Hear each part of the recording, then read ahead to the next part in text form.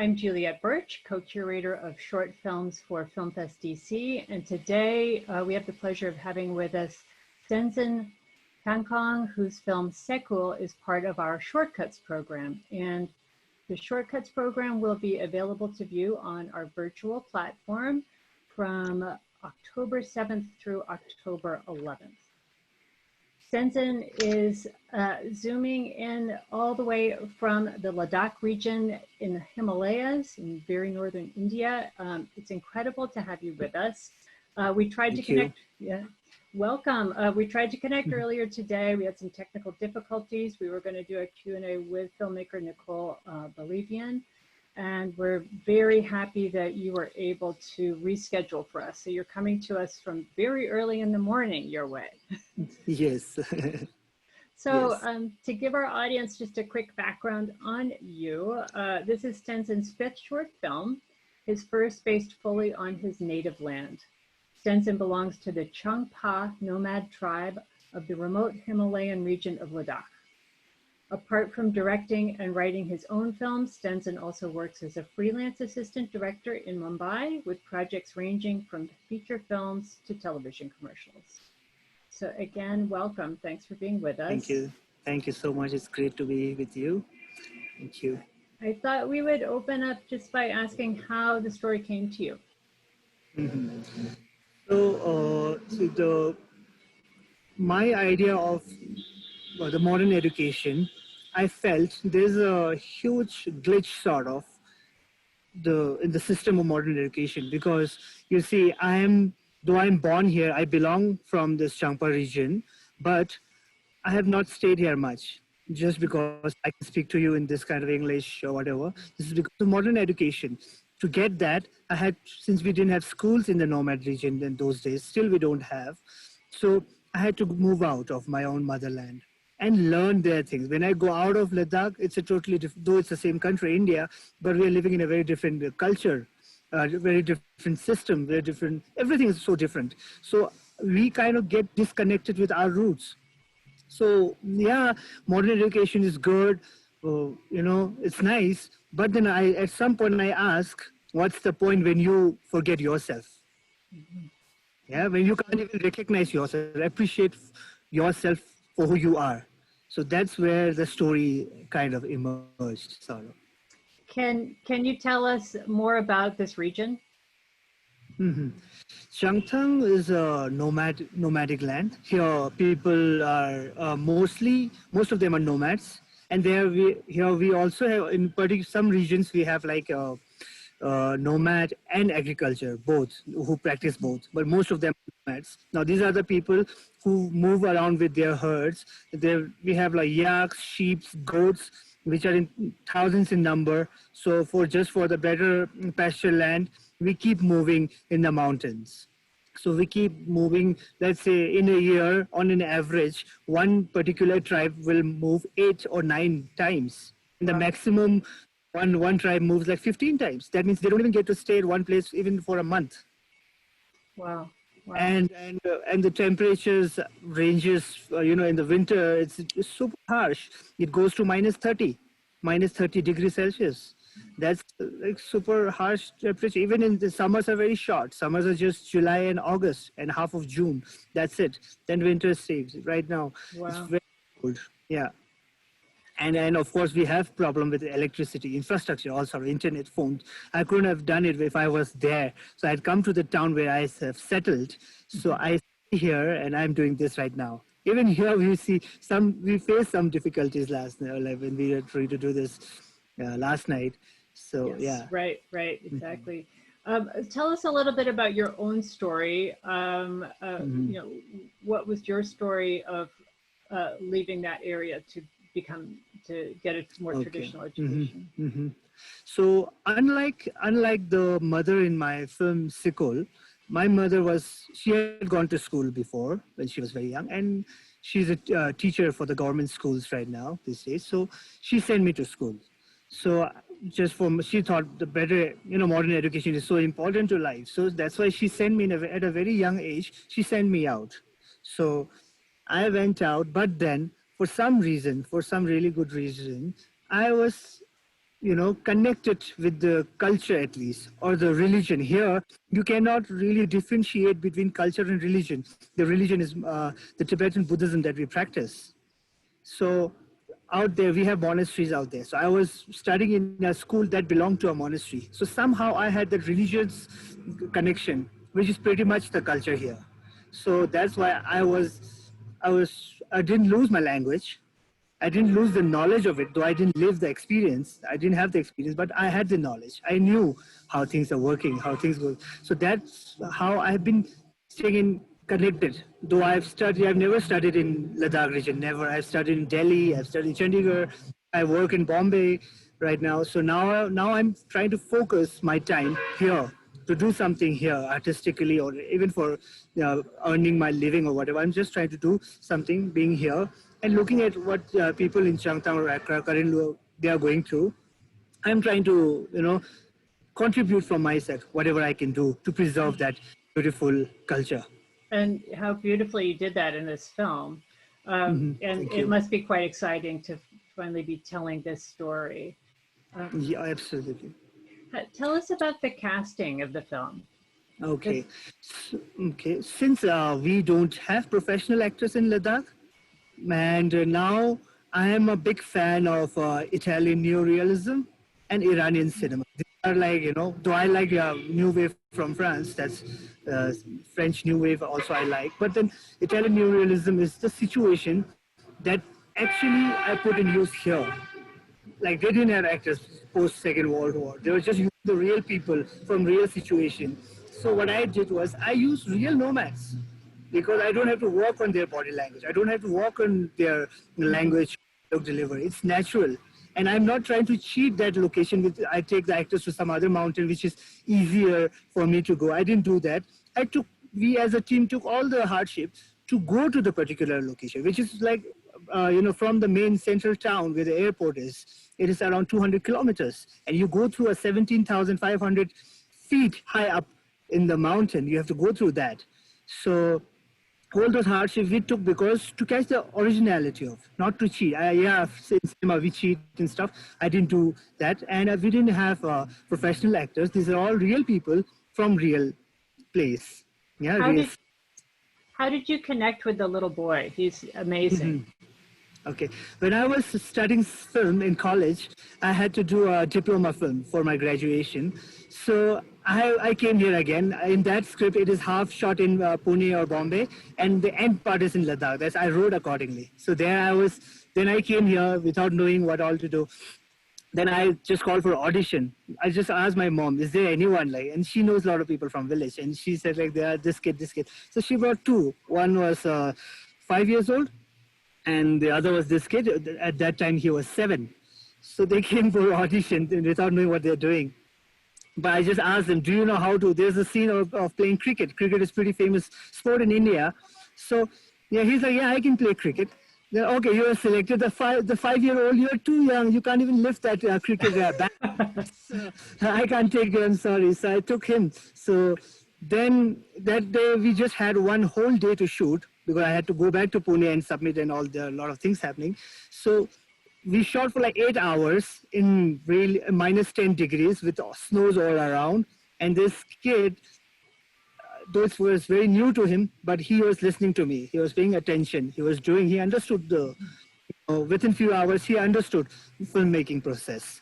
Wow. So then, of course, when I was making here, so I had him in my mind anyways. So I called him. Then he is now, 10, 11 years old. He's 11 years old now. Last year when we were making movie, he was 10 years old. So we're like, yeah, we'll do another one. He's like, yeah, let's go, let's do it. So though they're not trained, but yeah, it was easy, very, very easy to work with him. Yes. He was amazing. I mean, all of the actors in your film are incredible. You really do completely capture that naturalness, and then also the division between the people from the education organization and the nomadic people. Very well, beautifully done. Thank you, thank you. So there is a trope in filmmaking: don't work with children or animals, and you did Mhm. both of those things. I wonder, did that Yes, present any challenges to you? it was really difficult, especially the lamb, because I one thing I didn't know was there's a particular season when there are lambs available. Other because that's in April of the month. We shot the film in September. Yeah, so I was just assuming, oh, since there are thousands of goats and sheep and all, there will be a lamb. I was just expecting that. So when I went there, they're like, "This is not the season for lamb. Where will we get a lamb for you?" Okay, now before I say anything about this, I want to stress that we didn't have budget at all. It was almost no budget film. Everyone dedicated their time just because for the cause of the script they liked it, and we as a Ladakhi will just do it. We need to make a film from Ladakh, a good one, genuine one. That's what we were. That's how it happened. So when we went there, there was no lamb. Then I searched to another tribe, and then there was one. There were like this. There was one unusual event that a sheep gave birth to a lamb. So So it was a we miracle. yes. Then the mother and the lamb were lying in the mountain for 2 3 days. No one knew that they were lying there. And normally, if lambs stay in mountain like that, the wolves come and eat them, or snow leopard. They eat them. And fortunately, nothing like that happened. And that lamb was available for us. So, and the moment there's a cut, we release the lamb would run to her mother for milk and like that. It was really difficult to catch when you release it. They are really fast. They are as fast as cats, let's say. I have like three of my cousin brothers. Their work is just to catch the lamb the moment we release it.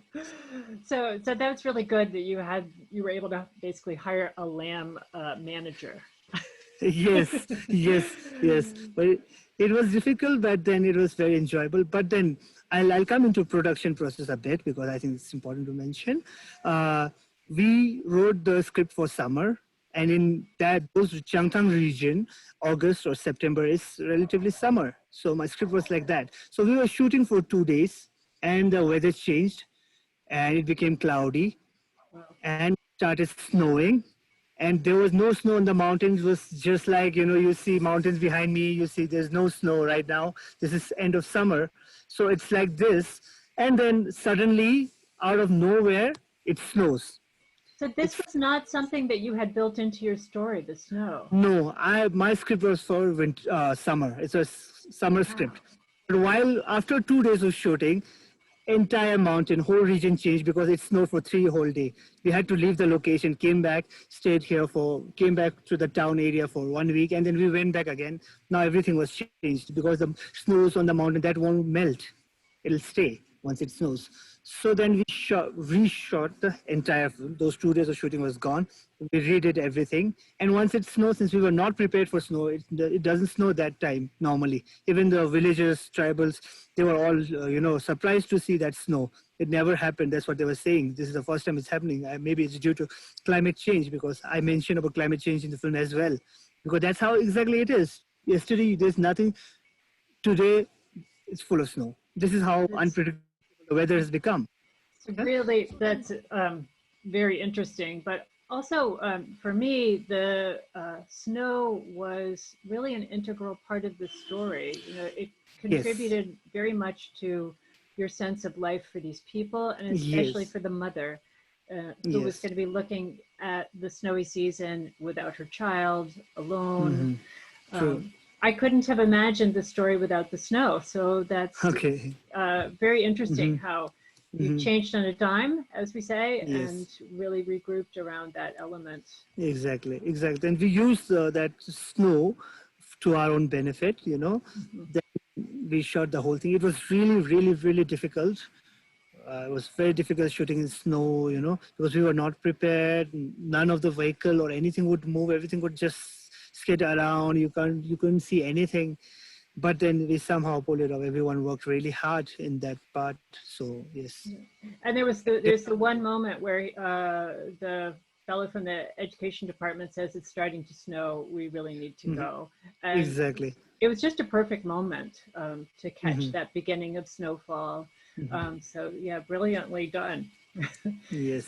Thank So you. one of the things that interests me in this film is there is relatively little dialogue, and Hmm. yet we know exactly what's going on. And I'm wondering if you could talk about crafting this very visual kind of storytelling. Okay. So in this is in our culture in the Himalayas. Here, when I talk to my friends out there in India, in like outside Ladakh part of India, in Bombay and all, it's just a cultural difference. There's nothing wrong or right about it, of course. They're very expressive. They express whatever they feel right there. You know, either it's most of the time it is through words. Of course emotion is there, but then it is most of the it's through words.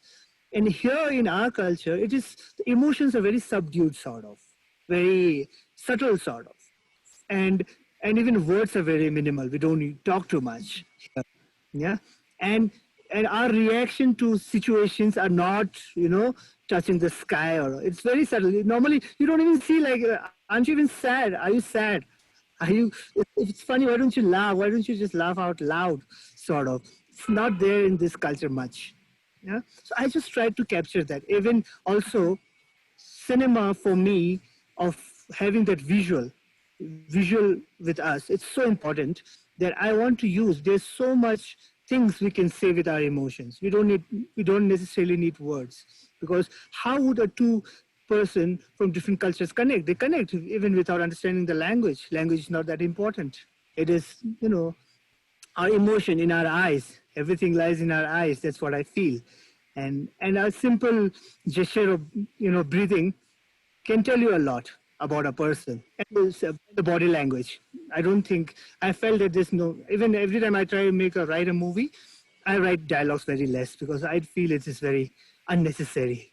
That's what I Yeah, feel. it was very powerful. And there was one moment, I watched your film again today. I've seen it, Thank you. I don't know how many times, but Thank you so much. and there's a moment where the mother is at the well pumping water. Mm-hmm. Yes.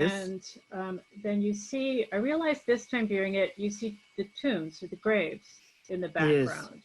Mm-hmm. And her story really opened up to me. She's alone. There's no Mm-hmm. explanation for where the father is, but then you see this tomb, and then I created a story out of that, of, that the father was deceased. Anyway, I just thought that was really very Mm-hmm. interesting visual elements that Yes. left it to us to weave this story together.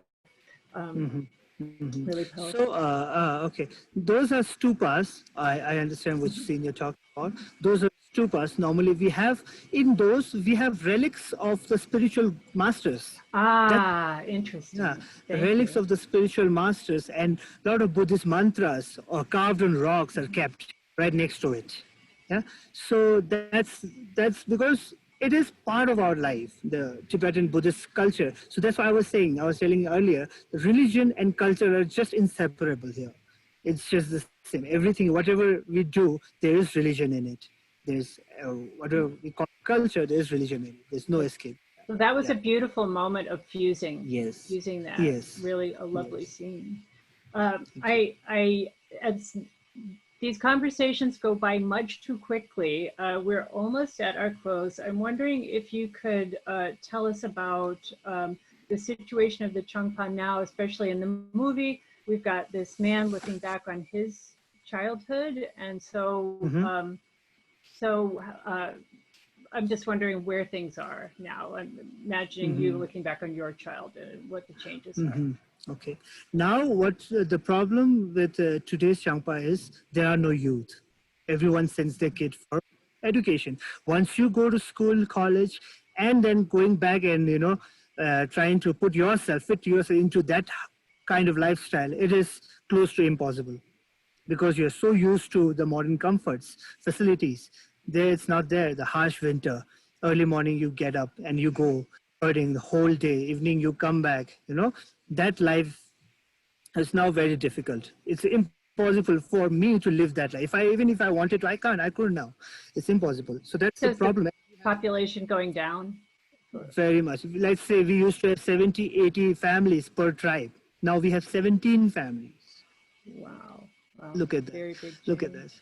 Yes. So So So this, you are working on a group of films about the Changthang. Yes, Can you yeah, tell us yeah. a little bit about that? Yes, yes. I want, this is my first, because this is, because I got time to make film in my native land because my studies are, I'm working freelance, so I can afford that time if I have the money.